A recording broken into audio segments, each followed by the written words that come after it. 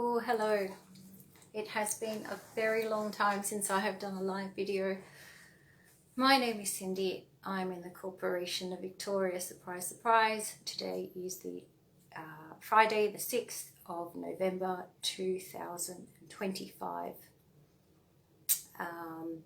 It's been about a year and a half, I think, since my last video, and prior to that, probably a year before that too. Why am I doing it? Back by popular demand. Yes, it's true. A few people have said, hey Cindy, make a video before you go, and well, but that's not really the reason. The reason is I've got this in my hands. I finally got a copy because a very nice good friend decided to reach out and say, hey Cindy, I've got a spare copy, would you like it? And he was friends with Niki in real life, Niki Raapana, that is, who wrote 2020 Our Common Destiny, and the first printing was in 2006. Now, I had printed a PDF and had been meaning to read it, and there's no really good excuse besides the fact that I can't read. No, I don't like reading loose leaf pieces of paper. I prefer the medium of a book, and since it arrived, I started reading it. I'm actually not that far into it. I'm only 30 pages in, but feel the need to share it. I know a lot of people prefer the audio version. I know that they listen to Audible, and I know a lot of people haven't got it in their hands, or maybe they've printed the PDF and can't bring themselves to read it. So I'm going to read it to you because it's so worthwhile. Niki was truly, truly so ahead of her time. And reading through even just the first 30 pages, I understand why there's been such an excellent oppression of communitarianism and getting the word out about it. Like how much suppression I've had from Facebook, and how many Marxists have climbed out of their holes and from out under the wood each time I mention it, coming on to derail posts, put me in my place, explain the Hegelian dialectic because apparently, they're the experts. I think you'll find it very interesting if you enjoy long format. I'm not going to entertain you. I'm going to read to you. And so without, I'll just give, I suppose my own preamble is that I grew up working class and am still squarely in working class. So just in case you think I come from the upper echelons or come from money and it's easy for me to speak to, capitalism is the way or something like that. No. What I fight for is having my freedom, my personal freedom. And I understand that if we don't all have personal, individual freedoms, as in those, whether you believe in God or not, is almost irrelevant to having divine rights, because they come from someone outside of man. Because when men get involved, and we call it humanism, who determine morality and law, we end up in a bind. And as you'll see, it well elucidated in Niki's book. So it's not very long, and I will power through it. Okay. Introduction. What plan? The year is 2008. Humanity is entering the long-awaited era of open borders, free trade, peace and justice. Our leaders have convinced us that our planet is suffering from eons of irresponsible human use. The results of celebrating unfettered individual freedom is inequality, social injustice, war, disease, global warming, and inhumane treatment of animals. I will try not to interject, but I find it very difficult to read a sentence like that and go, yeah, like nail on the head, bullseye, bullseye, bullseye. After years of careful preparations and agreements between elite powers, it is agreed that every individual on the planet must be subordinated to the global community. The common good will forever replace the outdated and destructive notion of individual rights. The blueprint for a central government authority was handed out to the United Nations in 1992. It established the bureaucratic structure for a global economic and political system. Revised Local Agenda 21 plans are underway in every UN member nation, directing all people, land, business, commerce, industry, agriculture, and education. The goal is to create a more sustainable world culture. At first, these plans for a sustainable community seem practical, benign, honourable, and fair. They are described as community visions, which naturally arise out of local interests. They promise to protect the future needs of the community from selfish, materialistic consumers abusing the planet today. Most people never know their community has a plan. There are advertisements inviting everyone to help write the vision of their community, but most can't be bothered with what goes on at neighbourhood meetings. I will say here that in Australia we have the have your say version of writing a vision for the community. If they do go, they will not be told the plan has already been written, and they will never be told their participation is just for show. We call it the Delphi technique. Regardless of genuine local input at planning meetings, the resulting legal plan always follows standards for sustainable development. Once adopted into law, everyone is expected to agree with the supranational government's right to control private land, private life, and the economy. Anyone who doesn't agree with the vision is considered a wacko or worse. Nordica and I were living in Seattle when we first became aware of any sort of plan. We started asking public officials what was going on with the transit routes and the big red X's on our houses. The planners were rewriting mission statements and designing the city around transit-oriented pedestrian corridors. Julianne Romanello has done a lot of work on TOD, which is transit-oriented development. Developing property they didn't even own. Enforcement agencies were testing innovative policing strategies in our neighbourhoods. When we asked for definitions of terms and copies of manuals used in police training programs, officials for the city of Seattle were evasive and implied we were paranoids causing problems. Raised on sticks and stones, the more they ridiculed us as tinfoil hats, the more we read and learned. It turned into a family project, and our neighbours and roommates became involved as well. For a long time, we stuck to personal interviews and government document research. We spent months begging for answers that never came. We even stuck our nose in Black's Law Dictionary trying to figure out their terminology. After we found the Washington State Public Disclosure Act in January 2000, we began following the legal protocol for requesting reviews of government documents. Suddenly, they began answering our requests. What we learned was almost unbearable. They had no definitions for the new terms they were using to justify access into private homes. We couldn't believe they were so blatant in their plans to rebuild the entire city and then control everyone in it. So we reminded the planners and the police of their sworn constitutional obligations to us. We reminded the police of that little part in the Fourth Amendment about obtaining legal search warrants. They all reacted with astonishment. "Oh no," they said, "your rights have been balanced. Don't you know? It's a livability issue. America has evolved.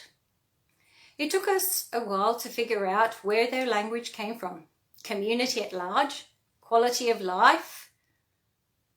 Think about your own city and the quality of life, statistics and shit that comes up all the time. Livability, Melbourne, most livable city. Balanced, evolved. The next year we learned the idea that our system needs balancing is a social science coming out of Washington, D.C. And for anyone that might be listening in Europe or the UK, Australia or Canada, who thinks that this book is about the United States, it certainly isn't.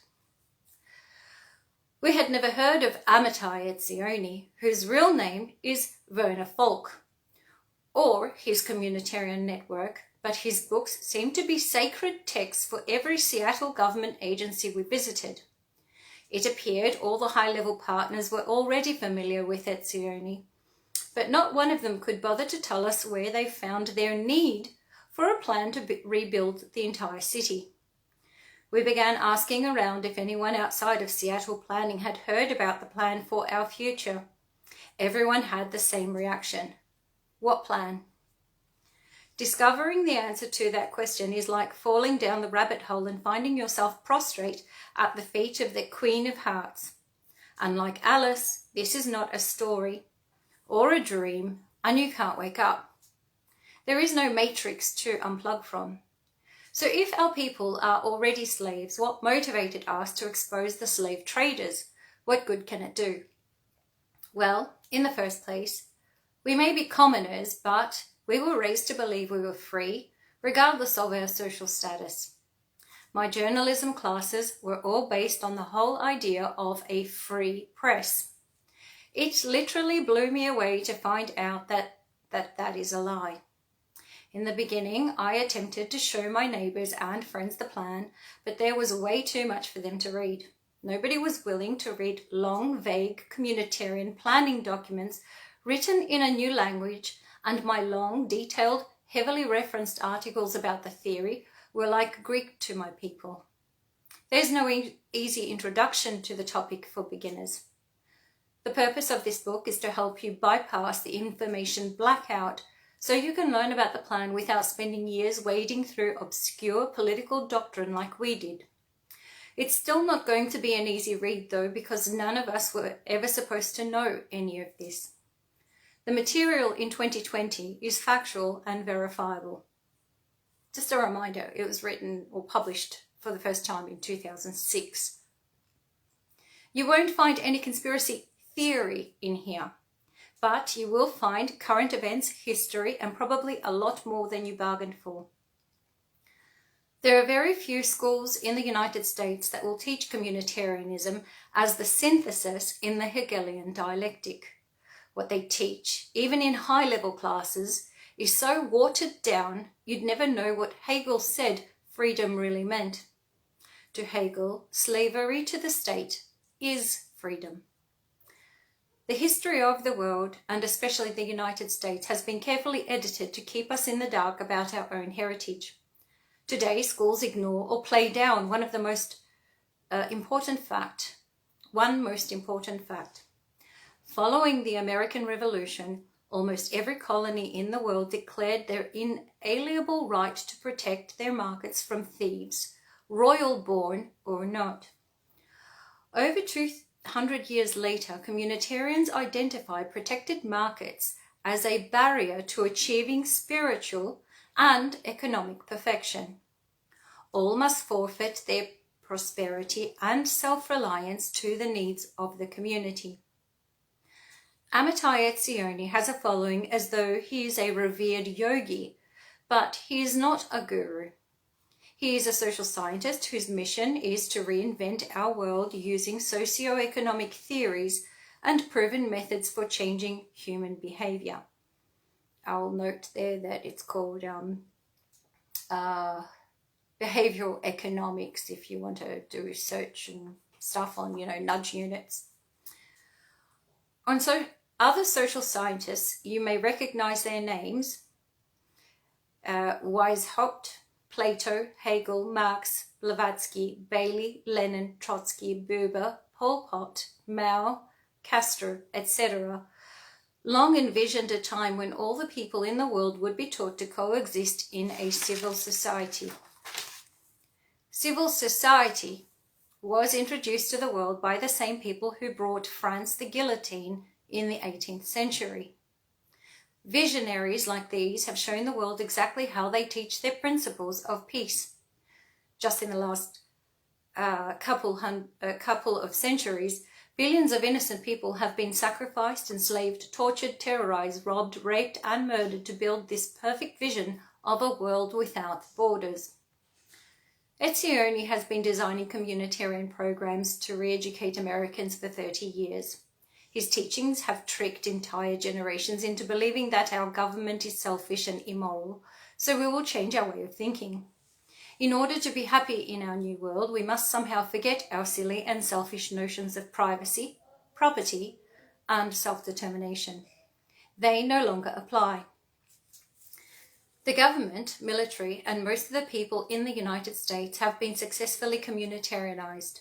The peacekeeping missions in Iraq and Afghanistan are examples of how reluctant nations are rebuilt for regional integration. My father, Friedrich, was a self-educated military man who studied war history all of his life. He hated communism and was a loyal supporter of all US wars against it. We spent many evenings discussing the news and politics back in the 70s. A former 82nd Airborne paratrooper who retired Sergeant Major, my dad's devotion to the US Constitution was unwavering. I thought sure he would help me once I realized their goal was to demolish our constitutions. But he was totally confused by my early articles referencing Hegel, and I can't say I blame him. He struggled through my initial tirades, but eventually he became angry at me for bringing them to him, insinuating I was purposefully trying to make him look stupid. On Christmas 2002, Nordica and I were forbidden to discuss politics at his house. It was in this painful way that we learned the true power of dialectic exerts over our lives. Dad refused to consider the possibility that this whole system exists because A, he'd never heard of it, and B, now that he had, he couldn't understand it. The dialectical division of Americans into capitalists versus collectivists was so successful, he actually thought we were repeating socialist rhetoric to him. Dad was also a big fan of the Israelis. He taught me to believe their hitman teams were heroes. I had no reason to question him, so I always cheered for the Mossad and cried during every Holocaust movie I ever saw. When our research expanded to include the history of the Israeli and Russian revolutions, my patriotic father stopped talking to me. I take some solace in that because he died, before he died, he wrote in a letter to my older sister that he had decided I may have been on to something big. We are sorry that he didn't live to see this book. We sincerely regret having offended the people we love by identifying belief systems used to further the vision. It was not our intention to alienate family and friends by informing them they had been tricked. But we are glad we decided not to shy away from our evidence just because it made everyone uncomfortable. I was trained in college to be an objective journalist, to get every side to the story and not censor anything. So the automatic reaction I felt to certain words began to make me suspicious. I realized our rejection of taboo topics is a result of lifelong conditioning. Like my dad, I was blinded by faith so strong that for years I denied many horrible, obvious truths. With Nordica's unwavering support and Nancy Rising pushing me to find who's at the top, I kept a steady course that took me down some rough roads. While I insisted I wasn't going past the state and federal levels, it became evident that there was a much bigger picture than any of us could ever have imagined. Honest folks get conned every day by expensive marketing campaigns. If advocates of globalization used plain English, we would know they were selling us a nightmare and we wouldn't buy it. They have been very successful in making community government seem like such a walk in the park. Community development sounds nice to most people. People who want to believe they are part of something good say that building community sounds good to them. That's why they will continue to pay for communitarian educations, trust the communitarian news media, and worst of all, support communitarian wars. We have trusted our governments and the big companies running everything for too long now. Because of that trust, the entire planet has evolved into a hellish utopia for us and a global carpetbagger's paradise for them. The children of today have been literally born into financial and spiritual servitude. Amitai Etzioni and those like him act as priests and priestesses of the global order. They lead us through a labyrinth of bureaucracy and mystical word games, every argument taking us deeper into the maze. They use the Hegelian dialectic to manipulate our opinions and create never-ending divisions among people. For us, it means we need to keep our focus on the fundamental absurdity of this system. We cannot be distracted by engineered social conflicts any longer. If we continue to wear labels imposed on us by society and waste our time fighting each other, they win by default with devastating results. The motivation for this research comes from love and respect for our fellow man and woman. We are not trying to incite violence or hate. We are also not trying to overthrow any government. We're still under the impression that we common people are the only legitimate government in the United States. What you do with the knowledge gained from these pages is out of our hands. We cannot imagine how you'll react to any of this. We do implore the reader to make use of their reasonable faculties, control any rage they might feel, and use legal methods for restoring order. Violence can only lead us into their solution. We have never been racial supremacists or religious fundamentalists, and we are not happy that the people currently in power are. Our aim is to restore honour and legal rights to individuals. We want to help people get out of the communitarian dialectic. It's time to rely on our own healthy instincts for survival. 2020, Our Common Destiny, was written with hope for the future of all Earth's children. Niki F, Raapana, and Nordica M, Friedrich. Then there is a page of acknowledgements, which I shall not read.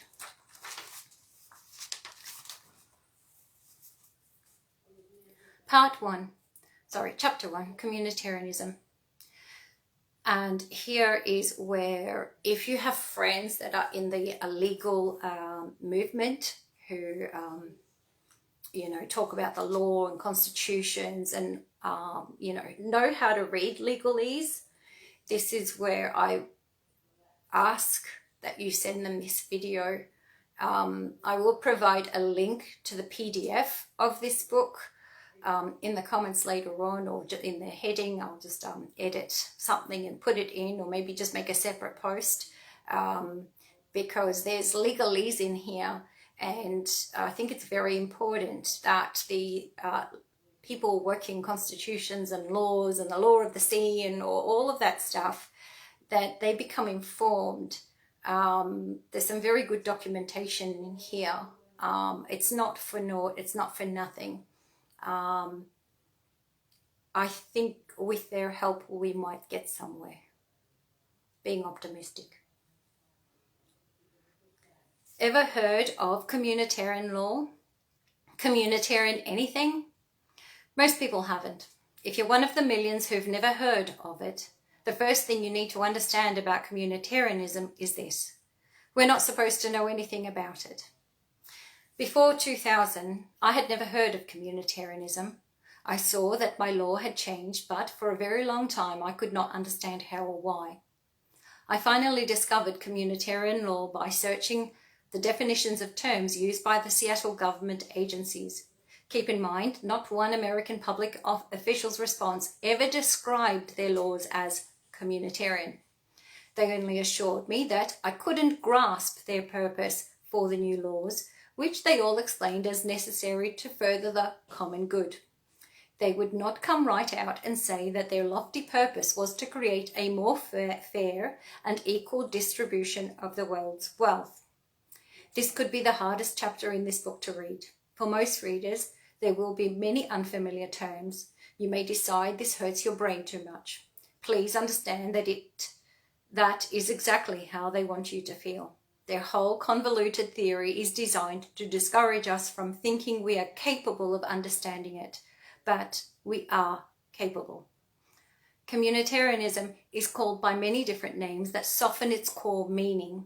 No matter what term it is cloaked behind, the idea is always considered the perfect political middle and boasts a strong academic following, which I've verified. So yeah, take my word for it, but you can just try verifying it yourself too. Communitarian thinking. Communitarian thinking can only be vaguely defined because it changes depending on the education level of the student. The Communitarian Network explains in their platform the need for a balance between rights and responsibilities. They suggest laws and programs that will help us to shore up our moral, social and political environment. We've got environmental social governance coming in. Well, it's actually here already. Global thinkers, and in parenthesis, Trilateral Commission, Institute for Communitarian Policy Research, Council on Foreign Relations, Bilderberg Group, and Project for a New American Century, close parenthesis, claim to have a better idea of what is of value and what constitutes morality. Key to their way of thinking is that all moral changes to the law should be made at the newly established community level and never through the proper legal channels for amending state and federal constitutions. A Bush aide, Robert D. Putnam of Harvard University, explained the idea for the Washington Post in 2001. Communitarianism or civil society thinking, the two have similar meanings, has many interpretations, but at its center is a notion that years of celebrating individual freedom have weakened the bonds of community, and that the rights of the individual must be balanced against the interests of society as a whole. Inherent in the philosophy is a return to values and morality which the school of thought believes can best be fostered by community organizations. We need to connect with one another.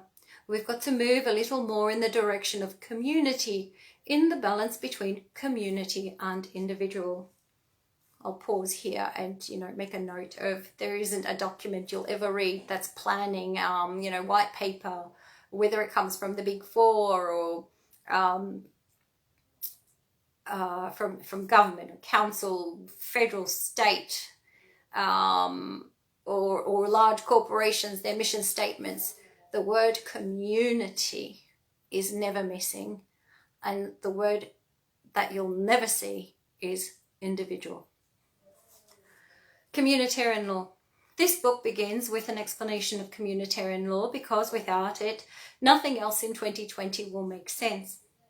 The term community implies an obligation to promote the common good. Communitarian law is the basis for all free trade agreements, which one would think is very capitalist. However, it's communitarianism. So communitarian law is the basis for all free trade agreements, but that hasn't made it to the news that matters yet. In the United States, there is a total information blackout about the emerging communitarian strategies for global governance. Our elected officials deny the emerging North American Union and terms like trade corridors and trade agreements, community and or sustainable development, neighborhood plans, protected habitats, conservation easements, scenic byways, and smart growth hide the new judicial order from the American public. Schools in the United States usually call it international law and leave it at that. The philosophy is considered benign and very utopian, i.e. unrealistic, and the law is simply not taught at lower levels. Only the elites of academia and the political sphere are in the loop, and much of the existing communitarian case law is on record at the Court of Justice in Luxembourg in French. Communitarian law is an organic transformation. here is how it was explained by Italian Prime Minister Giuliano Amato, later Vice President of the European Union Constitutional Convention, in an interview with Barbara Spinelli of La Stampa on July 13th, 2000. One must act as if, in Europe, as if one wanted only very few things in order to obtain a great deal. As if nations were to remain sovereign in order to convince them to surrender their sovereignty.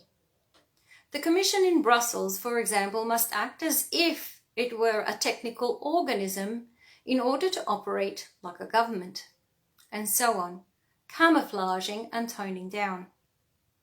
The sovereignty lost at a national level does not pass to any new subject. It is entrusted to a faceless entity, NATO, the UN, and eventually the EU, European Union, which used to be called the European Community. The Union is the vanguard of this changing world. It indicates a future of princes without sovereignty. The new entity is faceless, and those who are in command can neither be pinned down nor elected. That is the way Europe was made too, by creating communitarian organisms without giving the organisms presided over by national governments the impression that they were being subjected to a higher power. That is how the Court of Justice as a supranational organ was born, above governments. It was a sort of unseen atom bomb, which Schuman and Monet slipped into the negotiations on coal and steel community. That was what the CSC itself was, a random mixture of national egotisms which became communitarian.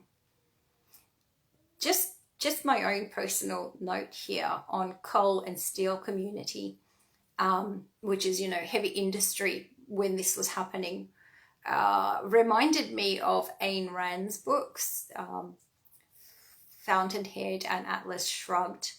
And, if anyone has any thoughts about that, let me know. I don't think it is a good idea to replace this slow and effective method, which keeps national states free from anxiety while they are being stripped of power, with great institutional leaps. Therefore, I prefer to go slowly, to crumble pieces of sovereignty up little by little, avoiding brusque transitions from national to federal power. That is the way I think we will have to build Europe's common policies. Communitarian philosophy and law is always written in the language of legal scholars and taught at the highest academic levels in elite schools and seminars, and the terms change. Tempering the language and inventing new terms is essential to creating an elite science. The goal is to keep people in the dark so that community planners and change agents can establish themselves in places where they would otherwise be run out of town. The last thing the planners want is to face a room full of locals who can call a spade a spade. They're unprepared for people who can easily challenge the theory behind their plans. Communitarian law is also called, and now I'm going to butcher a few of these because they are not in English, acquis communautaire, which is how you'll find it in Wikipedia, spelt ACQUISCOMMUNAUTAIRE. So acquis communautaire is French or Latin for acquired by the community. And we are not talking about the commoners now. The community is the industry, is the industrialists, is those who hoard and appropriate the resources to themselves. And because all of our governments are bankrupt, they call the shots. The person, those who have the money always call the shots. You live under your dad's roof and he's like, it's my roof and you'll do as I say, right? Okay. So the communitarian law is also called acquis communautaire. Codes de redaction interinstitutional. Community acquis, community law, divided sovereignty, le système judiciaire, something like that, l'ordre juridique communautaire, Marco Polo G, so Marco Polo GIE, and Sistema de Justicia Comunitaria. Very few American lawyers are familiar with the above terms. Frequent use of them is restricted to governments integrating into the European Union and their attorneys. Like, that's who knows about communitarianism. And that's why we always get that blank look from anyone if we ever dare mention it. Global to local communitarian law. Everyone knows this global to local, right? Everything's going through the councils. Even though they are unconstitutional. Yes, councils are unconstitutional in Australia, at least they are. We've had, I'm not sure, 2 or 3 referendums, and the people have said, no, we don't want a third tier of government. And yet there they are, and there they are calling the shots. And how are they doing this? Well, if you can continue to listen, you may find out. Global to local communitarian law. There are 3 main levels of global to local law. At the top are international courts and appointed councils. The middle level consists of regional trade unions, parliaments and councils. The bottom levels are the minor bureaucrats running local operations, using facilitators to achieve consensus within small councils. Now, don't forget, this was written in 2006, and since then we have, been posting for about 5-6 years and pointing exactly to these organisations and what they're called. International communitarian law is the law that balances individual and national rights against the emerging rights of the global community. International documents like the Earth Charter are founded on human rights, a communitarian concept which, on the surface, sounds very honourable and just. It's what's not included in the new law that's of primary significance. The international courts do not respect individual natural rights, as it is defined by numerous national declarations of independence and constitutions, including the Americans. Human rights, unlike individual rights, do not come from the creator of humankind, but from men who are smarter than that. This new system of law does not allow for any sovereignty, neither individual or national. In a communitarian world, even national presidents and monarchs are lowly subjects before their courts. The first communitarian pilot test was against the unpopular Chilean president Pinochet. Before I go to that, I just want to mention that the Charter of Human Rights is a corporate contract. It's not something that people have voted upon. It has been written by a corporation that has not been elected. And it is, it's just basically a business contract. And moreover, I've, made many a post signalling that it's a fluid document, meaning, or living document, which means that it changes, it evolves without your input. Kind of like, an app on your phone gets updated, upgraded, and, you don't have any input. All you have to do is nothing. By default, it rolls in, or you need to opt out if you can, and if you're aware of it. Well, that's how human rights is. And human rights is basically the new constitution without knowing it. It is placed above national constitutions. And you didn't vote for it, and you didn't elect the people that wrote it, and you have no say when it changes to not suit you. So maybe today it suits you, tomorrow, who knows.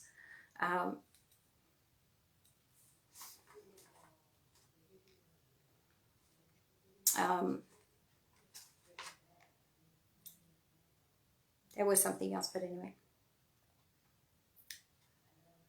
And it's not just, individual rights, it's, national rights too. So we're all in this together. In a communitarian world, yes, okay. So the Chilean president, so they did it, okay. The first communitarian pilot test was against the unpopular Chilean president, Pinochet. So they're saying to you, like, even this individual, a president, is not above communitarian law. The arrest of Pinochet, so I'm quoting, right? The arrest of Pinochet signals that a more communitarian view of international law is taking form. The idealist school of international law derived from Immanuel Kant appears to be gaining upon the realist school of thought. Now, I read my friend Sunny sent me a Substack by, I think it's Christine Jones. Oh God, I hope I didn't get that wrong. That explains sort of like the deeper theory of, what's humanism, what's, what's this difference between divine rights and these humanism and stuff. Where does it come from? Why is it important? What does morality mean? And has it changed? Why are we allowing ourselves for, why are we going along and accepting other men making the rules? And so this Immanuel, where here it says, the idealist school of international law derived from Immanuel Kant appears to be gaining upon the realist school of thought. Now, the realist school of thought is, from what I researched, what I found was Aristotelian realism, which was, like ontology is the study of existence. So, philosophers wondered, like, what are we? Like, what's our essence? And where do we come from? Those would be questions for ontological study. And so Aristotle arrived at a realism, like this is how we describe what's real, or how we observe what's real, and we come from something divine. And that has kind of always been the basis for law in Western culture anyway. Whereas from my little reading, Immanuel Kant, saying here that it's gaining ground, his school of thought is very much like a relative school of thought, as in, well, humans construct meaning that we make up, we make meaning, we define our essence, we define where we come from or where we're going or whatever. And so he's saying here that I'll reread it. The arrest of Pinochet signals that a more communitarian view of international law is taking form. The idealist school of international law, derived from Immanuel Kant, appears to be gaining upon the realist school of thought. So we're pushing away divine rights, we're pushing away a creator, and we're bringing to the center stage man. Okay. The communitarian view sees international law as working towards certain world goals that incorporate and transcend each state's own interests. Transcend the interests. This is so this is a bit of legal jargon that I was told what it meant and I've already forgotten. This is a sui generis order of international law. It establishes a system with multiple levels of sovereignty. It makes more complex the view of international relations espoused by Thomas Hobbes under the state is the ultimate conveyor under the state as the ultimate conveyor of sovereignty. And that excerpt is taken from What Does Pinochet Mean for International Law? From the HTTP cyber law, Harvard education, blah, blah. Okay. So, in sum, it is saying that, that the state that he presided over was not the ultimate, conveyor of sovereignty. It is something above the state. outside of the state, above the national level. In international legal documents and case law, communitarian law ensures that regulatory standards are neither too individualist nor too collectivist. According to US legal advisors in the White House, communitarianism is the middle ground between too many national laws that protect individuals, as in the USA, and the lack of any national laws that protect individuals, as in China. European communitarian law. The favoured standard for regional communitarian law is in the European Union. Communitarian law was the basis and the reason for the failed European Constitution. Keep this Constitution in mind because it keeps coming up, and then there are some very, very interesting quotes. Regional communitarian law regulates trade and commerce between member nations of trade organisations such as the European Union and the World Trade Organization. That's no small thing there. In local communities, communitarian law protects the players involved in new private-public partnerships that do or plan to control all local natural resources. And that has come to pass since Niki wrote this. Quoting, "Because of ambitions to change human beings, communitarianism is a form of elitism. Its advocates have the feeling that they have been chosen to advise, to moralize, to know better than the normal people what is right or wrong, what the people should do, what will be good for them. They want us not only to be free, but to be good, just, moral as well. Of course, in their definition of what is good, just and moral." This was said by Klaus Václav, who was the second president of the Czech Republic Society and the Crisis, taken from the Society and the Crisis of Liberalism.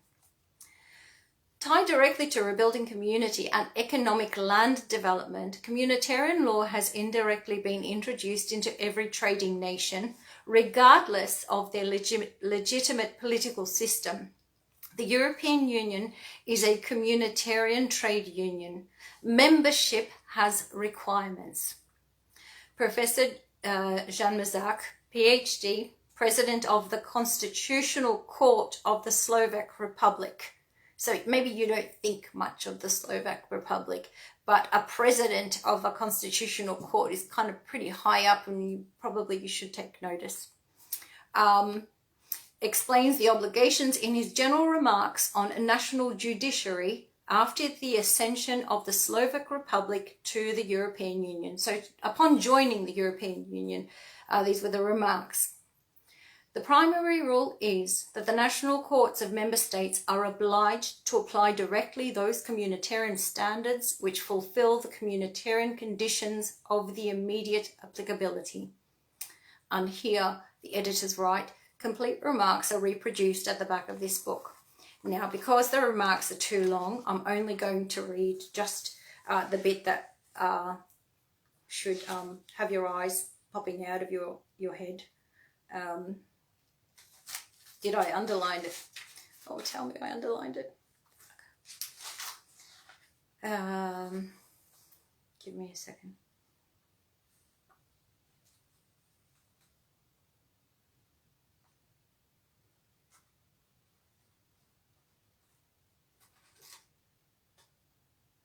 Because he says it like kind of like really clearly, like even though it's all very jargony, there is a point where he says it very clearly.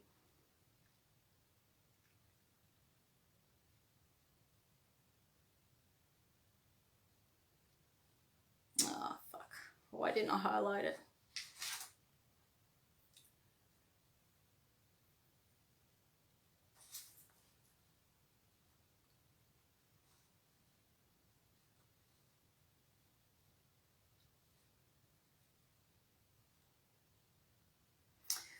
Pursuant to Article 7, Paragraph 2 of the Constitution, the Slovak Republic may, by an international treaty, which was ratified and promulgated in the way laid down by a law, or on the basis of such treaty, transfer the exercise of a part of its power to the European communities and the European Union. legally binding acts of the European communities and of the European Union shall have precedence over laws of the Slovak Republic. The takeover of legally binding acts demanding the implementation will be realized through the law or government regulation pursuant to Article 120, Paragraph 2. To some basic principles of procedures of national courts after joining the European Union during negotiations and discussions on court agenda. It's repeated many a time. It basically says it's above their own constitution. And that would basically mean that all member states of the European Union have the same communitarian laws. To be part of the European Union, to be part of that trading bloc, to get money from the EU, whatever. Because don't forget, like, this whole EU concept of this one money, one currency, one rule, one government to oversee all of them, all of the countries, that is, has basically been a blueprint for the entire world. The one currency and one rule and one government, and they make all the decisions and they override constitutions. And how do they do that? Because the governments are going, okay, we will make the trade-offs. We want EU money. We want trade. We want to be part of trade agreements. And therefore we will forfeit our own laws, and we're going to do it really quietly, and people just aren't going to really notice, and everyone's going to call it community and international law, and it's good for everyone and for the greater good. And this is what has happened. And this, that's the thing about this, as obscure as it may sound, as difficult as it may be to grasp, the truth is out there for you to see at every turn.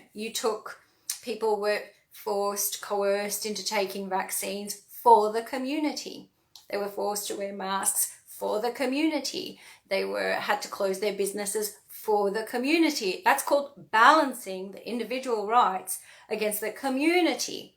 And now that kind of all sounds good until you try to define fucking community, and you come up with, who's good? Who is it good for besides, Bezos at Amazon and Zuckerberg's and whoever owns the pharmaceutical companies and all the, boards of directors, and the people hoarding money hoarded a whole lot more of it. More power, more money, more, and everybody else lost out. All of a sudden I get the slow connection in this 5G shit. Anyway, so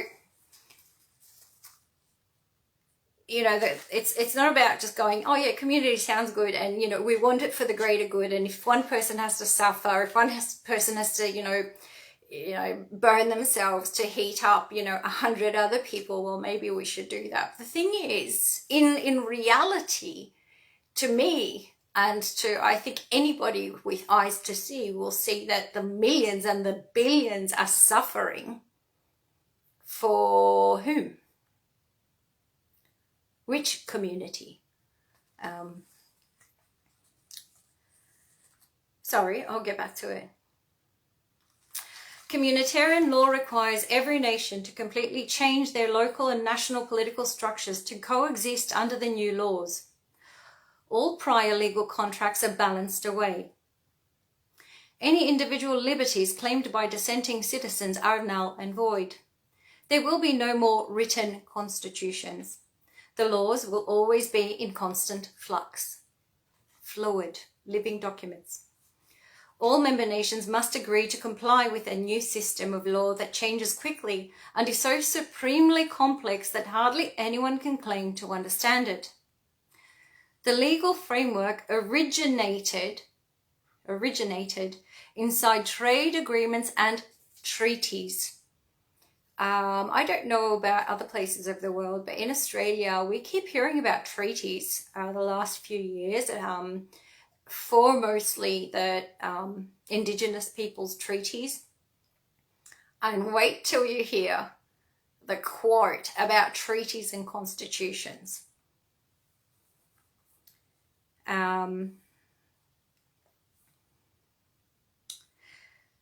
The legal framework originated inside trade agreements and treaties. It's always done through commerce. It's always done with money, okay? It's not like people vote for it like, you know, on some morally based thing. It's always like, you want to trade, you want to make money. Well, if you want to do that, you want to be part of the economy, you'll be vaccinated. And this is the same way it goes. You want to be part of the trading, you're going to be communitarian. And at whatever cost and expense comes with that. What began as a clause in these trade agreements and treaties slipped into negotiations by Jean Monnet and Robert Schuman is now a major field of study named after them. I haven't done my homework. I haven't, you know, looked up Jean Monnet and Robert Schuman to find out what this major field of study is that's been named after them. But I'm sure it's going to be enlightening when I get to it. The European Court of Justice, for short ECJ, is often called the Communitarian Court. The ECJ's court records include communitarian environmental decisions since 1957. All regional courts and World Trade Organization hearings and reviews follow this model for standards and norms. We would have heard about the standards and norms coming out of the ICCC and the IEEE and whatever, you know, all these technological aspects of the fourth industrial revolution and how we need to have interoperability between computers and, you know, 5G connections and the ITC world, and you know, because if we're going to have one government and one rule of law and one economy, basically, well, and it all needs to be centralized. You need interoperability, and we need standards and norms, you know, across the board. Communitarian agreements protect global corporate. Listen to this. You know, like, who would think this? Communitarian agreements protect global corporations and exporting nations from small fry competitors. Because everybody thinks community and they think, oh, my local community, the guy down the street selling eggs. No, that's not what communitarianism is.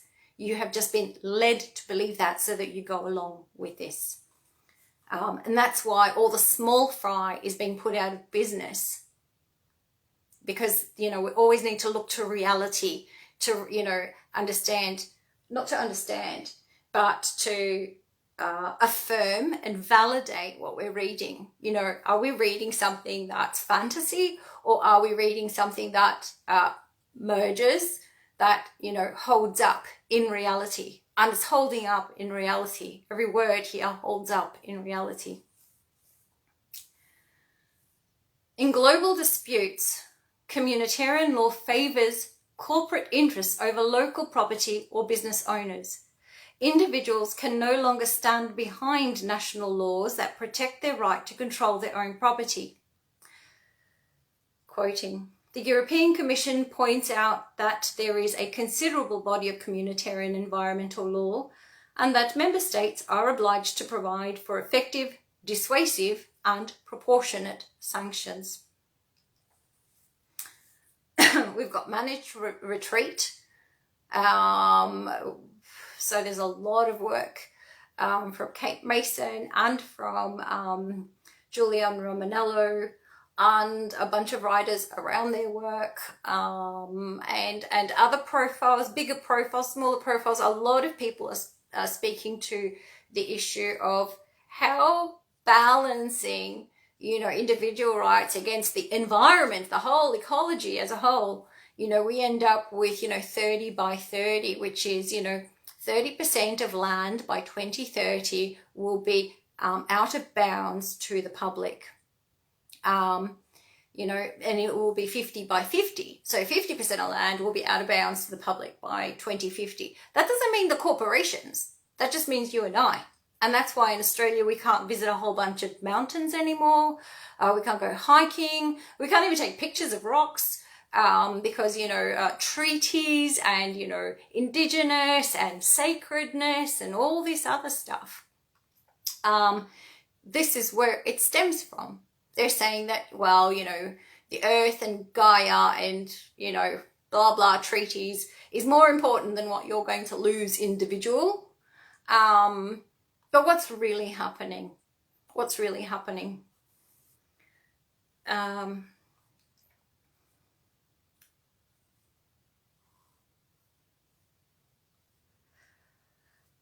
Every new law that balances individual rights against the rights of the community is communitarian. This includes all of the nice sounding ideas to protect our safety, security, health and ecosystems. European communitarian law was also the model legislation used for the Central American Free Trade Agreement, CAFTA. Not sure if people were, you know, conspiracy theorists back when that was all very heavily spoken about on, you know, the interwebs, and what a disaster it was, like, you know, how free trade agreement was the inverse of free trade. CAFTA officially puts US constitutional law under the primacy of community law. So what one would think as being, you know, some incredibly, you know, awful capitalist innovation is actually communitarian. Effectively rendering the Constitution and the Bill of Rights impotent in the hands of law-abiding Americans. I'll repeat that sentence because I think it's important. And all of a sudden I have a slow connection. I mean, really, you know, all this progress, all this 5G. I've got, you know, exceptional 5G stuff here, you know, hardwired to this house. And I hope it plays anyway. Of course, I cannot see a single comment. Perhaps I'll be able to see comments later if you've left them, but so far I do not have any comments.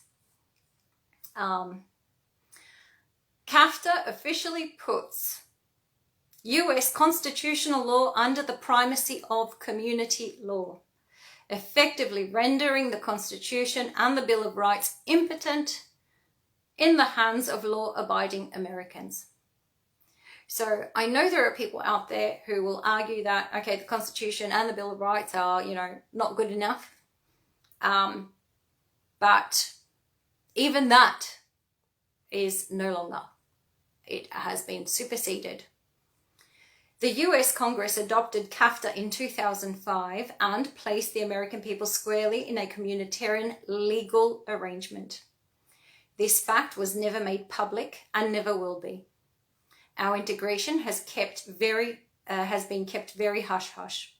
Our reforms are buried in purchase and trade agreements, plans, national and state legislation, initiatives, executive orders, regulations, codes, and local ordinances. You know, you bury this stuff under all of this, and how are you ever going to work it out? How's anyone ever going to go, oh, look, you know, things, I can't build something, I can't build a shed that's more than 10 square meters in my backyard because communitarians. You'll never find it. Well, unless you spend years digging and asking the right questions and just having that much tenacity that you just don't give up. Quoting, the correct application of the communitarian law produced by an international integration organization implies that state members have to make political and legal internal reforms. This is from Florida Atlantic University, EU-CAFTA Law Symposium, sponsored by the Jean Monnet Chair at the University of Miami on the 4th of November 2005, 20 years ago. Once a nation agrees to comply with integration, it must also adapt its courts to rule in favour of the almighty community. The law also requires new agencies to enforce the new laws. Members of CAFTA can now use community law to overrule American law. Acknowledgement of basic principles, I'm quoting again. Acknowledgement of basic principles such as the direct applicability of community law, in brackets, judgment of 5th of February 1963 in the Van Gent and Loos case 26/62. Okay, I'll reread it without the where it came from. Acknowledgement of basic principles such as the direct applicability of community law and the primacy of community law over national law has constituted its most significant contribution to European integration. On the basis of these principles, individuals may invoke community law before national courts and seek the non-application of any national law which is contrary to community law. This was said by José Murtad de Wilmas, La jurisprudence de la Cour de justice comme instrument de l'intégration communautaire. That's a mouthful. So what he's saying is that should you not like a national law, all you need to do is go to court, any court in your land, and invoke communitarian law that would oppose it and go, so therefore I win, because that's a trump card, it's an ace card in any land basically and in any court. Recent academic discussions over CAFTA have included the need to export European community law into a more developed Middle Eastern region.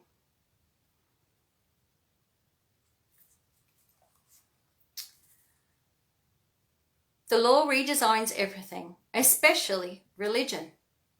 The communitarians are in the design business. They are redesigning the world. Quoting, "The First Amendment's disestablishment clause is not a foreign policy tool, but a peculiarly American conception. Just because the American government is banned from promoting religion within the United States does not mean that the State Department and the Pentagon cannot promote religion overseas in societies that are undergoing profound societal changes. This last point is crucial. Overseas, we are participating as a key architect and builder of new institutions. We are, in what social scientists call, in the design business. This is quite distinct from what we do at home, shoring up a solid social structure designed 2 centuries ago, careful not to rock the foundations or undermine the pillars on which it stands. In Iraq, Afghanistan, and many other third world countries, the editors have added a SIC because Iraq, Afghanistan were not third world countries.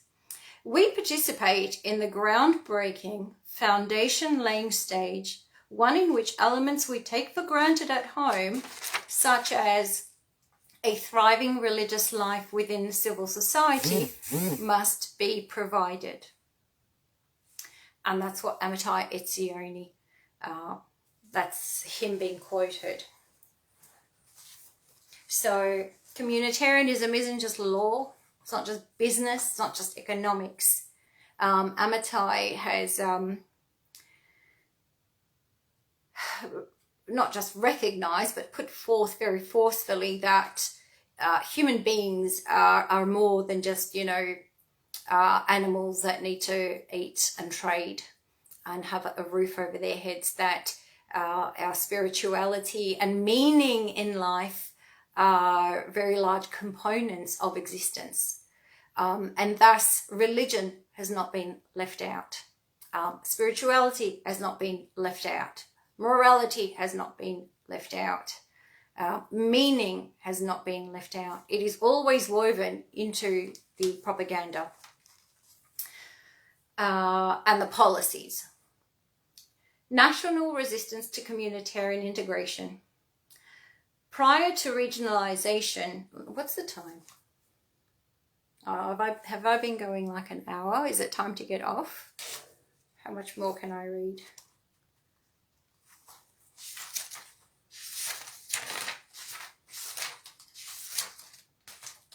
I should just go right through to the first chapter, and whoever feels like watching will watch and pause and play it back whenever they feel like it, if they feel like it.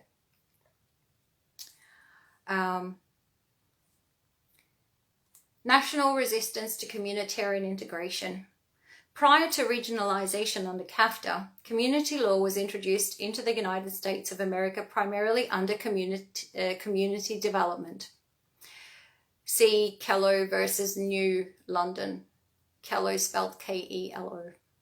Sustainable development and rebuilding community remain the favoured structures for implementing the communitarian system in the US.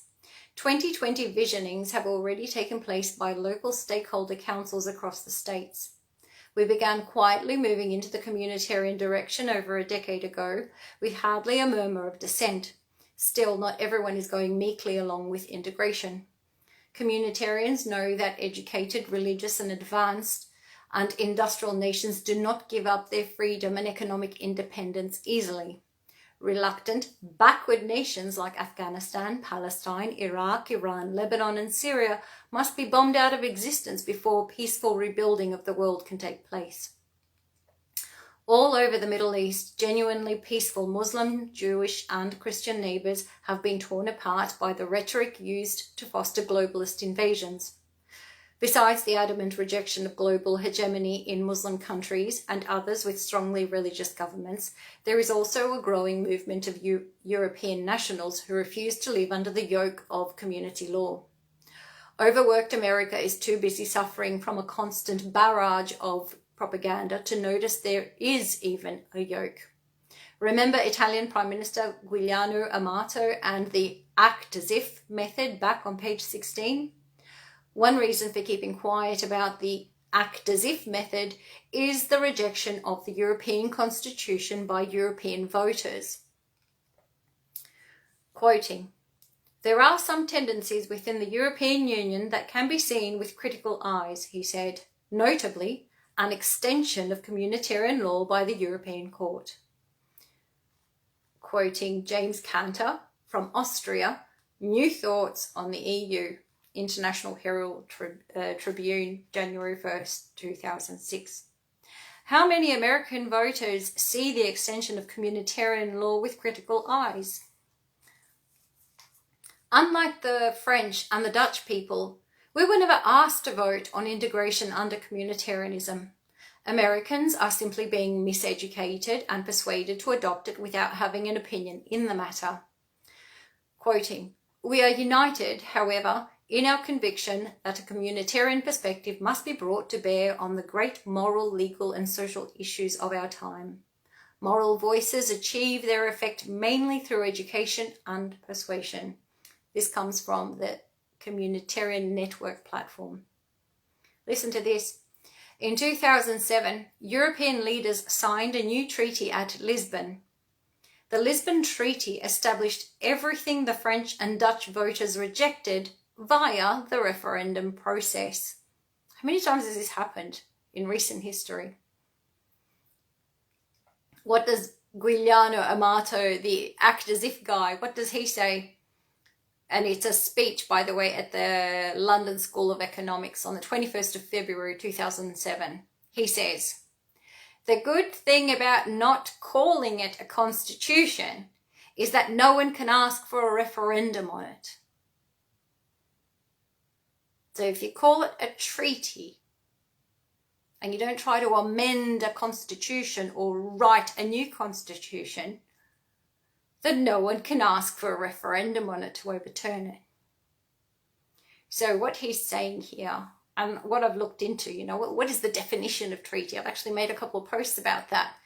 That these are legal instruments that are so high up, but because treaty sounds like, all right, and you know, it doesn't sound like it's in contest with a constitution, we kind of shrug our shoulders and go, oh, it's a treaty. It's like, sounds nice. It almost sounds like a treat. But we're talking about wiping out constitutions now.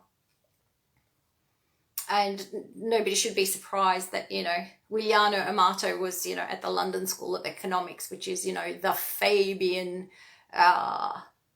den of wolves, all dressed in sheep's clothing, right?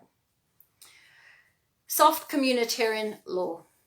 There are thousands of community-based legal programs designed to prevent violence, blight, ugly homes, crime, accidental death, domestic disputes, ignorance, alcoholism, drug addiction, obesity, mental illness, hoarding syndrome, junk storage, noise, unlicensed commerce, disease, plagues, greed, envy, terror, and poverty. Community-based legal programs. These are funded by massive grants and kept going by convincing people that we need to reduce the potential for crime and fear. Many of these laws start out as voluntary programs designed to protect the health and safety of the community. But what starts off as voluntary soon becomes like coercive, and then all of a sudden it's law, and we don't even know how we got there. Incremental steps. The National ID and the National Animal Identification System, NAIS, both began as voluntary programs that will soon, like the American Community Survey, become a crime to refuse. I'm pretty sure that's how it is in Australia, that all animals need to be chipped. Known as soft communitarian law, this sort of legislation requires people to make themselves less of a burden on the community. Identifying troublemakers reduces their potential for crime and homeland terrorism. And that's identifying troublemakers in advance. Potential for crime, almost committing a crime, must not be confused with a criminal offence, which in the United States requires proof of damages for a conviction. Prevention crimes don't have to prove damages. The court only has to prove the potential for damages. A true communitarian prosecutor uses coulds, shoulds, and what ifs.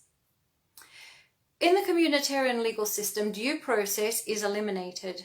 All new decrees are final. They rule against selfish nations and individuals. They go so far as to blame global famine, mad cow disease, gluttony, poverty, and civil wars on nations of private property owners. If you live or lived in a country of private property owners, now you understand why there is a war against you. In order to end nasty things like war and hunger, all private property must come under the direction of community governmental organizations.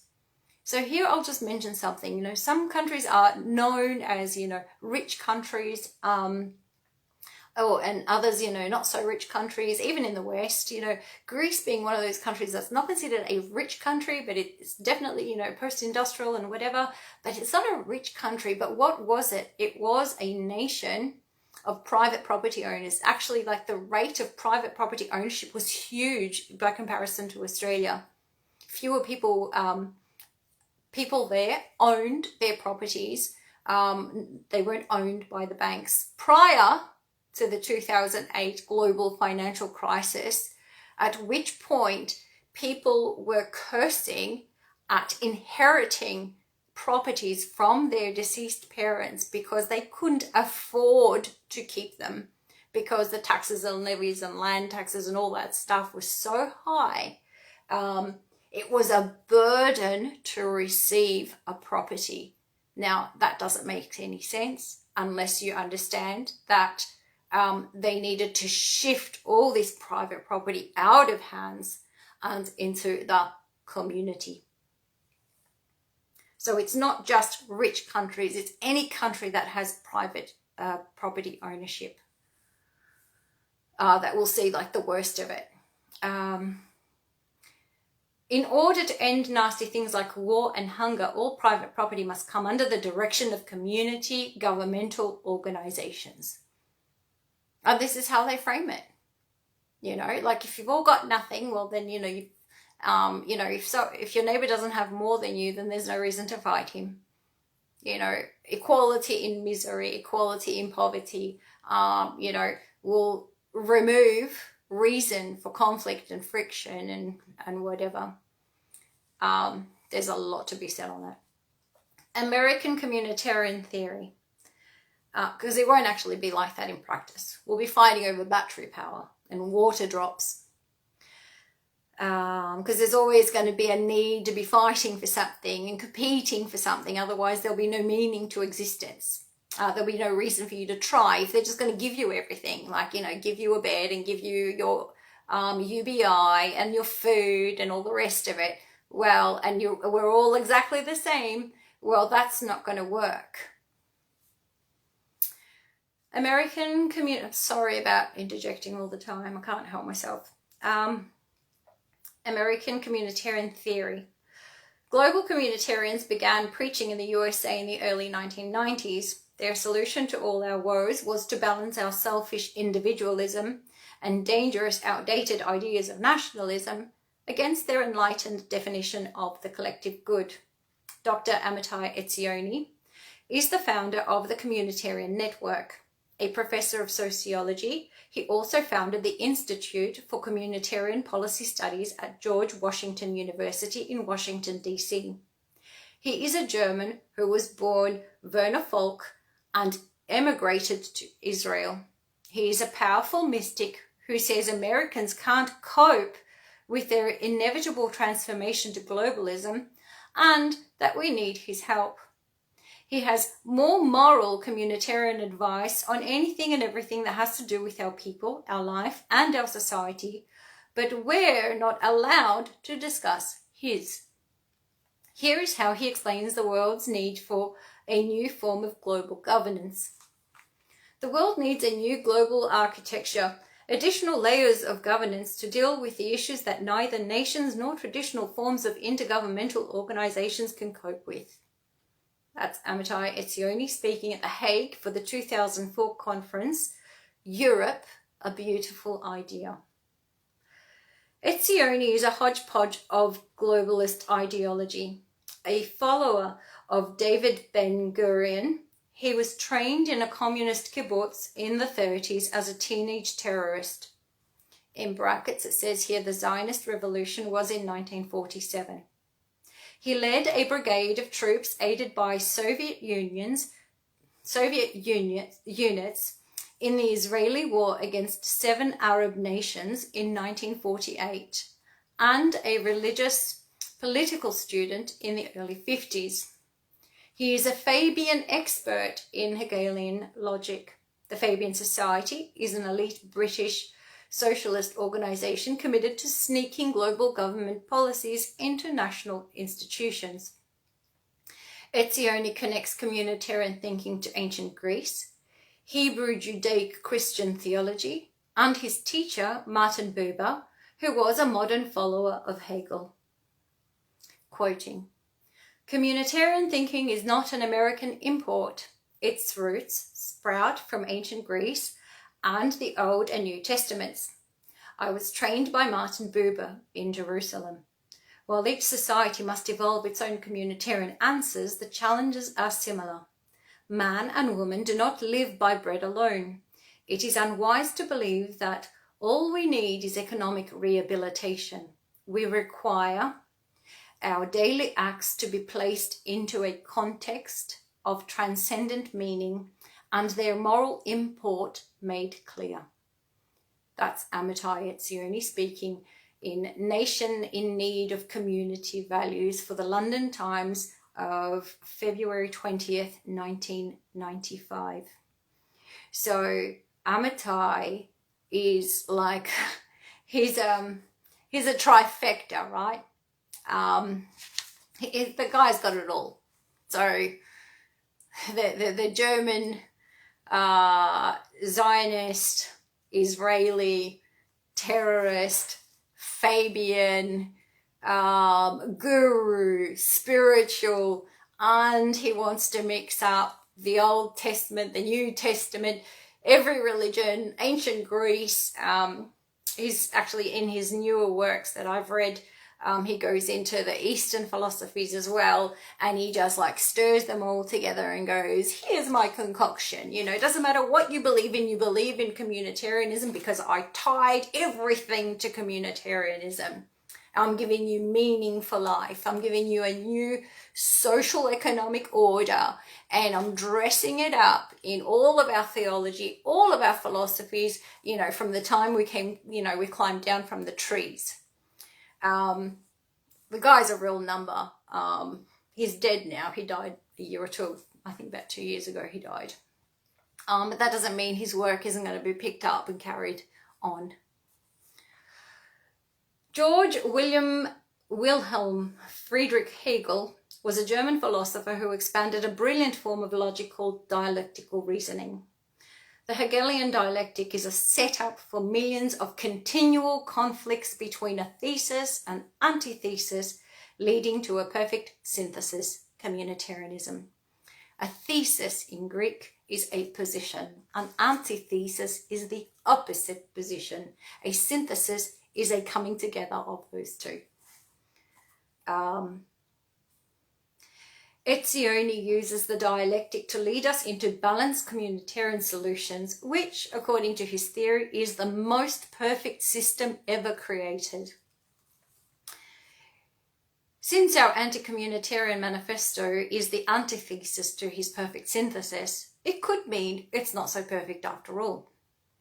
Not only has Etzioni been advising US presidents since 1979, he is so influential, he has managed to incorporate dialectical communitarianism into the founding principles for the United States of America.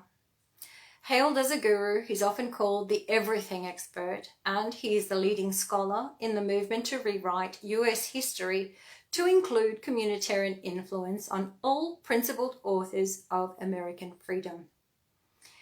Some historians have depicted the United States as a society centered around Lockean values, those of rights and liberty. Actually, it is now widely agreed that the United States had, from its inception, both strong communitarian and individualistic strand, a synthesis of Republican virtues and liberal values. And that's quoting Amitai Etzioni, The Emerging Global Normative Synthesis, Journal of Political Philosophy, Volume 12, Number 2, 2004, pages 214 to 244. So he's rewriting history, okay? So he's interpreting, he's editorializing, a new way of interpreting the history of the ethics, the morality, the founding principles of the US. He's insisting that it's communitarian. Like, it's all good, it's not changing. It was always communitarian. According to the Stanford Encyclopedia of Philosophy, communitarianism arose spontaneously out of upper academia in the late 1970s. We disagree, says Niki and Nordica. We have traced it back to imperialist merchants who lost America for a second time in the War of 1812. Our theory, that's just, qualified here as our theory, is that Hegel designed his dialectic to help overcome the reasonable colonists' objections to tyranny and despotism. Building a communitarian America. I'm going to finish chapter 1, which is about law, and I will leave it at that, but I'm going to keep going until that's done. Building a communitarian, I believe this book has to be on record somewhere, somehow, because just not enough people are going to read it, and maybe a few more will listen. Communitarianism is promoted Communitarianism is promoted as the end of history. I think that means as in, history is, a tale of wars and problems and conflicts. I think that's really what it means. So, communitarian is just going to fix everything. and, you know, we'll just have no reason to have history anymore. That we'll have nothing to learn from it because everything will be perfect. Talk about being presumptuous, right?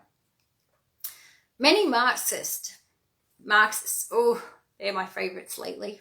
My favorite pet hates. And just, you know, just single one out is Yanis Varoufakis in Greece. Just a special shout out to that bastard. Many Marxists will go to their graves believing it is perfect and the only way to create a truly livable world. Today, all our daily acts are being placed in the context of Amitai Etzioni's transcendent meaning of economic rehabilitation. Individualism is now defined as a moral sickness from which we must all be rehabilitated. In the United States, privately owned businesses, family farms, guns, personal opinions, and private lives, once the bastion of American freedom, have been balanced away in the name of social progress. The clear moral import of communitarian law is that individual freedom is intolerable to a healthy and sustainable community. In Etzioni's ideal world, children will be put to work serving their assigned eco-collectives. Taken from the Universal National Service Act of 2006. Quoting, "Healthy communities are built upon two pillars of equal strength and necessity, a respect for the freedom of individuals and a commitment to the common good. In order for our society to continue and to flourish, all of its members must work towards this balance between rights and responsibility, including children." Including children. Amitai Etzioni from his blog, Educating for Freedom and Responsibility, March 2005. The US Constitution versus communitarian values. US law is based entirely in property rights. The only legitimate crimes in this country are actions that cause a measurable damage to somebody's person or property. A dead body must be produced before a charge of murder can be brought against the suspect, and the due process to be followed is clearly outlined in our law. Which courts have authority to grant a search warrant is also clearly outlined in the law, as well as presumption of innocence until guilt is proven. The burden of proof is on the state to prove exactly what was damaged, when, where, how, and by whom. Civil courts require proof of damages too. Complaints can only be filed in the US courts that state a financial loss of property. They must request a specific amount of money to recoup the loss. The court of jurisdiction changes based on the category of damages or the amount of money claimed. Communitarian values promote livability and quality of life and regulate the smallest details of life. When Americans hear these terms, their eyes will glaze over. When we try to explain that these are deadly terms used to destroy freedom, they scoff. People assume that anything that sounds so stupid has to be harmless. The fact that quality of life prescribes a communitarian life means nothing to the Americans we know. They will comply with communitarian laws without ever questioning their legality. They already do, all the time. 1 out of every 130 adult state citizens has been arrested and charged with driving under the influence. The crime requires no actual damages against persons or physical property. The crime itself is the physiological condition of the potential criminal. It is based on what crimes other people have committed under the same conditions. A DUI, driving under the influence, is a crime for immoral behaviour. Courts require DUI offenders to pay for costly private religious and cult programs designed to modify and manipulate behaviour. Millions in grants have been poured into setting up faith-based interventions. Everybody buckles up now. It's the law, right? The cops make commercials about it. The crime for not buckling your seatbelt is putting yourself at risk for injury in the event of an accident. The same goes for helmet laws. The crime is maybe crashing into something and maybe cracking your head open and maybe contributing to the rising costs of healthcare insurance for the community. This is called crime prevention and is closely linked to health. The war on obesity is real. Anything risky is now illegal. Safe and affordable housing laws have spread like wildfire. We've created a whole new set of controls over private homes and rental properties. Homeowner associations require relinquishing property rights. Landlords are required to submit rent applications to community councils for approval. In Australia at the moment, I'm pretty sure you'll need a digital ID to become a renter. And that isn't because the landlord asked for it, but that's because, you know, the system needs to mediate who gets a house and where and whatnot. Legal constitutional search warrants are bypassed entirely because they are identified barriers to public health and safety. Less obvious are the multitudinous land use regulations. Here in Australia, it's crazy. Some are just unbelievably stupid. In Warland, Wyoming, they require hedges to be 5 feet or lower so cops can see inside every yard. Conservation easements. Anyone who's bought a house or has looked at, the plans of a house will note that they have easements that they can't build on. They can't, put a tomato plant there or whatever. Conservation easements pick away at the borders of private property along valuable streams and public trails. Even if it doesn't seem that valuable, it seems like, the council is, claiming their territory all the time. It's always more and more and more. Habitat and species restoration calls for confiscation of all private land and water. So when you can't use the water on your property in your own dam, in your own lake, in the creek that runs through your property, well, that's not yours, is it? When you can't cut a tree down, one that is threatening to, take out your toddlers that play in the yard, that's not really your tree. It's not really your land, is it? And that is where, the greater community needs that oxygen from your tree, or the species, the ecosystem of that tree are more important than the lives of your children. And I'm speaking to this because it was a recent article in an MSM paper. A man wanted to cut down a tree known as a widow maker because it always drops large branches and limbs. So he has a widow maker in his backyard. It's a type of eucalypt. And it's like the Leaning Tower of Pisa. And he contacted the council because he has 2 toddlers that play in the yard. And it's going to cost him $10,000 to have the tree removed. 5,000 of which will be, it'll be tree offset. You know how you can buy carbon offset? So basically, because you are destroying one tree, then by paying 5,000 to some body, some entity, some corporate entity, what they'll do is that they'll go and plant one of these trees or enough trees to make up for what was lost in your yard.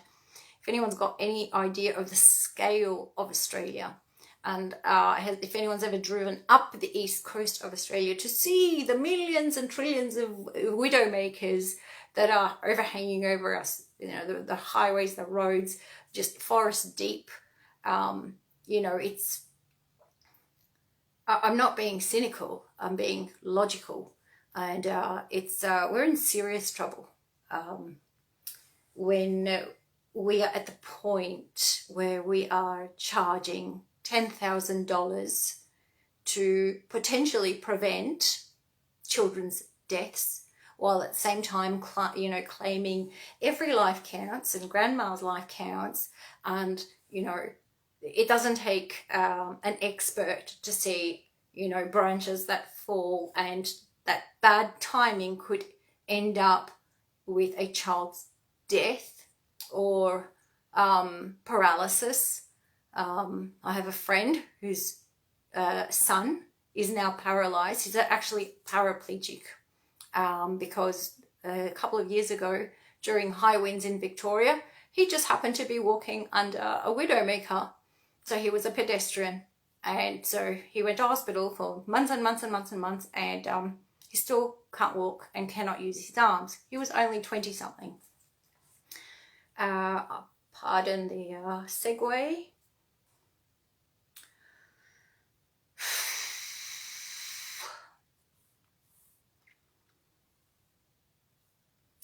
Building permits must be pre-approved by corporate global developers to ensure compliance with vision.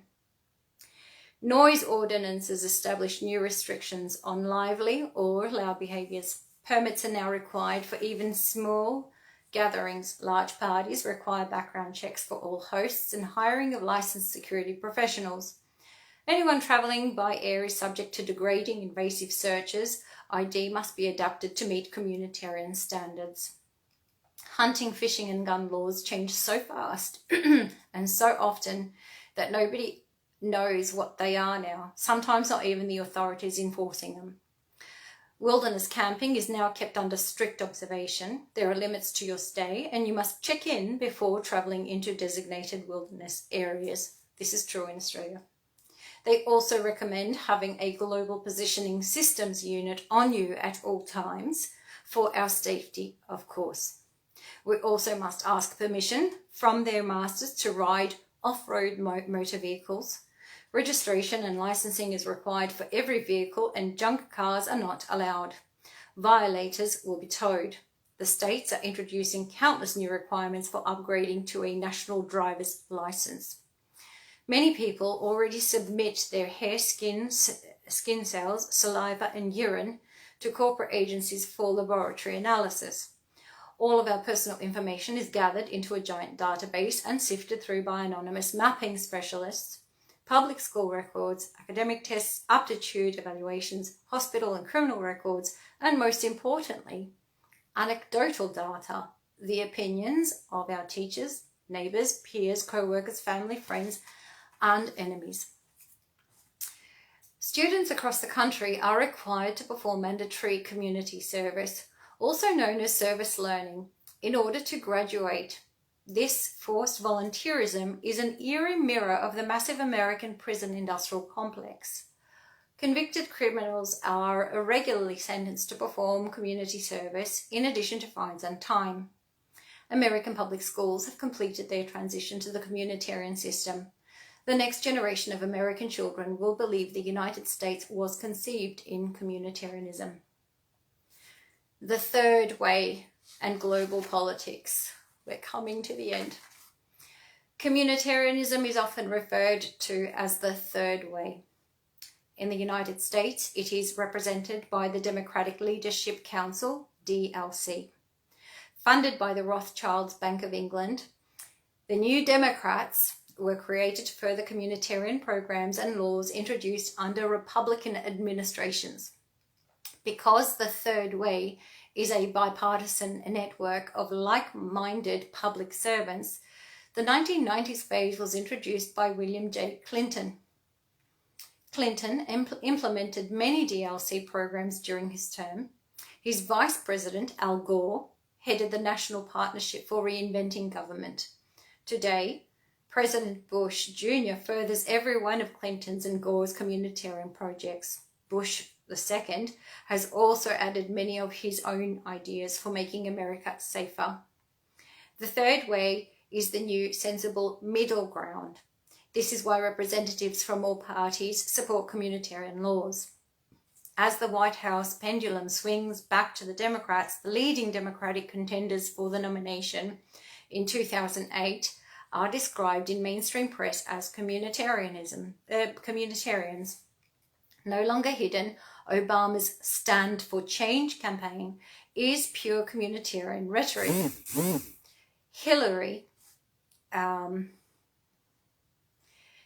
Clinton is a personal friend of Etzioni, and she mentions him in her book, It Takes a Village. The elections are a year away, so we're quoting here. there are going to be many twists and turns, but in the end, the American people will choose communitarian. Unless a third-party candidate siphons off many Democratic votes, the Supreme Court denies voting rights to many who are poor, less educated, and from a minority background, and hence have no government-issued photo ID. Americans are swayed by the thousands of troops coming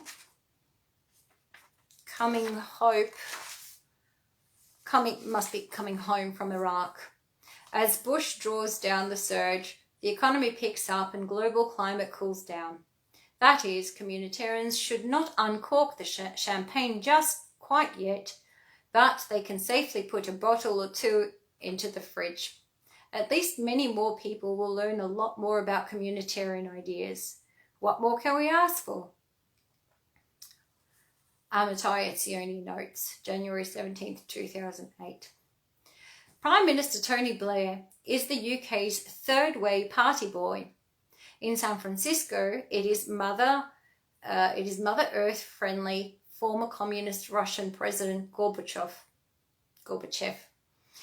He created the science of socioeconomics with Etzioni. In Germany, it was Chancellor Schroeder. In Cuba, it's still Comrade Castro representing modern democratic freedom. In Iraq, it is America spreading a vision of global peace and justice. The war on terror merges all systems into a perfectly balanced mishmash of communism, imperialism, capitalism, and democracy. The new definition of freedom and democracy means violently exporting communitarian values. Means to achieving the goal can range all the way from seditious legislation to armed invasion. According to the World Trade Organization, communitarianism is even more democratic than democracy. Democratic communitarianism has snaked its way into every world power. It is the glue that binds our leaders together in a new UK, USA, EU, Soviet, Israeli, Asian alliance. The strongest and weakest nations alike must bow before their sublime new masters. Etzioni highly recommends, based on his expertise as a terrorist, communist, and amphibian, that the military strength of the United States be combined with the authority of the United Nations. The military strength of the United States, backed by Israel, combined with the authority of the United Nations. He says America has a moral obligation to rebuild a moral world with KGB/Israeli community military policing, but he doesn't always explain it's required to establish a communitarian new world order. The communitarians need the might of the American taxpayers' military budget to enforce all the new global laws. As any communitarian will explain, communitarian behavior laws are useless if they cannot be enforced. That was the first chapter. It's quite a slim book. It only has like 117 pages, and we have got through the first 30.